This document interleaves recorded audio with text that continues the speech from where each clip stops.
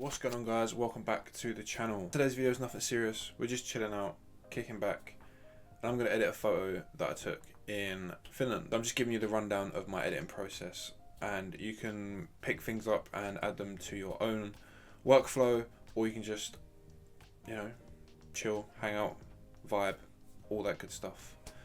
So yeah, let's get into it. So this is a photo I took in Helsinki.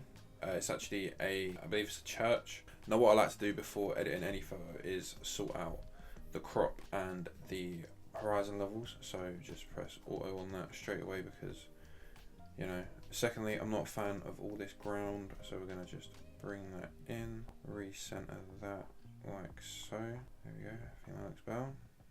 Or maybe not. But that looks pretty even to me. Again, this is just tutorial purposes. I'd usually take a lot longer trying to refine those minute adjustments. Alright, so first things first, I like to do the colour. This is obviously a bit too blue for my liking, so I'm just going to drag that back to more the warmer tones. Obviously, it's a snowy place, so you would expect it to be colder, but I'm not feeling all this bluey, darky.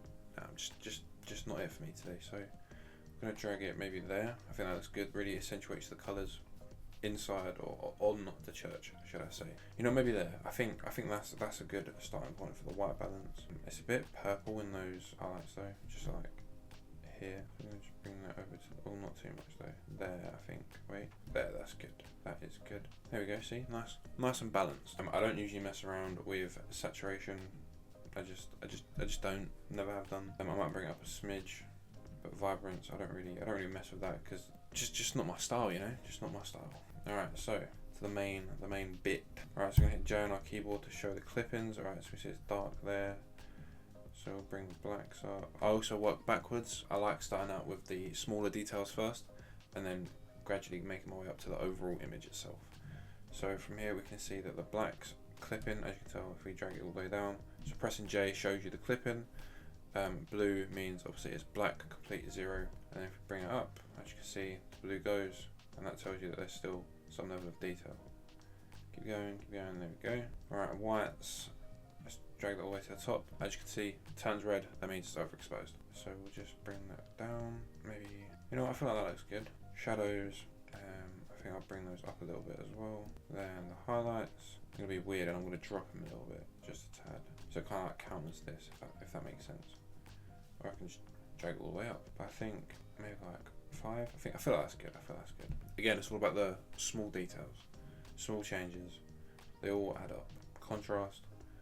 Again, I don't really play with contrast all that much, but I'll tell you what, I'm going to drop it just a little bit. And the overall exposure, if I bring that up, yeah, I'm happy with that. So this is after the edit. This is before. And if you want to complete, there you go. Slowly getting there. Alright, so colour. Right. So there we go, colour mixer. Alright, greens, obviously for the trees. Make them a little bit brighter. There we go, maybe there. No, that's too green. So I think I'm going to shift those just a little bit. Maybe that way. No, we'll keep it there. We'll bring up the saturation, not too much. Also bring down the luminance. As you can see, not much detail, but I just feel like with the pink walls and the orange decorations, just not my cup of tea, So we're going to add that little bit of oranginess there. And I think, actually, what we are going to do is, I want the reds, we're going to shift those over to a brown, bring that up a little bit. There we go, or maybe not too much. We'll go there. Cool. No, I don't mess with point colour. I just don't. Gradient, we're going to come back to that. And then on effects, so texture, I'm going to bump it literally just 8. 8 is all I'm going to do. Clarity, I don't like this at all. It's either too much or it's too little, so I just tend to literally maybe 3. There you go. The haze, it just blows everything out. It's just not worth messing about with. Obviously, if that's your style, then cool. That's just not me, man. I'll literally put it at 2, 3 even. Vignette, I don't really mess with vignettes either. To be fair, I might drop it at like -4, something like that. I don't know, 5. There you go, -5. Add a bit of green. Actually, no, you don't want any grain yet. Not yet. Not going to worry about detail or sharpening. We can though, however, do lens correction. Yeah, cool. And then as you can see, gets rid of the fisheye sort of effect, bulging, I suppose. I don't really know, but yeah, that is that. Lens blur again. I'm not doing any of that right now. Masking. Masking is such an underrated tool, man. Like, I can literally go. This is how you take your photo from nothing to something in literally like 4 to 6 clicks. Ready? All right. So we're gonna go 1. I want like that bit to be the main point. All right. 1, 2, 3. Let me cook. All right. Ready? Bump that up. Oh, not too much. Drop that down, and now drop that down, and voila! Now we have some dramatization in our photo. So it's gone from that to that. Obviously, using the masks, we've directed our viewer's eye straight to the center. If you really wanted to see what it was like before, that's what it was like before, and now that just looks more dynamic, you know. Bump up the texture a little bit on there. I feel like that's a bit too dark, so what we're gonna do is bring that back up, and then just play the light and the shadows. There we go. And then to be honest, I think I'm just gonna get rid of this mask anyway. You can use masks to completely manipulate what you want the viewer to look at first. And yeah, with that being said, I'm kind of chill. We're gonna go subject. Now that should detect the church. Yeah, done a decent job. And then what we're gonna do is we're gonna go invert and then duplicate, bring down the exposure of everything.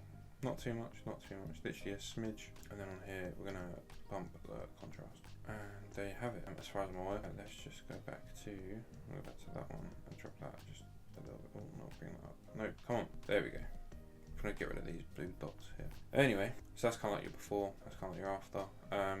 What I've done here is I have essentially made the whole image darker other than the subject. So now, regardless of what you see first, your brain is, or your eyes, sorry, are drawn to the center. Again, we want to get rid of these blue dots though, so we don't want to bring it up down too much. Just literally a smidge. There we go. And then yeah, right, cool.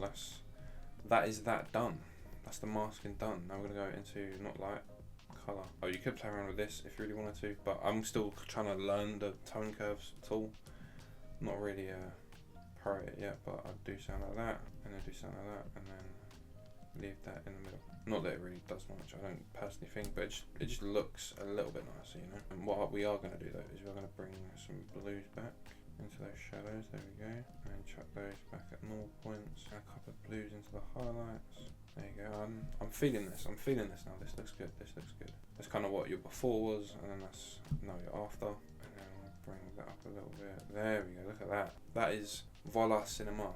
Anyway, so now we've done the tone curves. Again, that's just like some kind of playing around with. I'm not really all that good at using said tool. Now we want to go into grading. Oh yeah.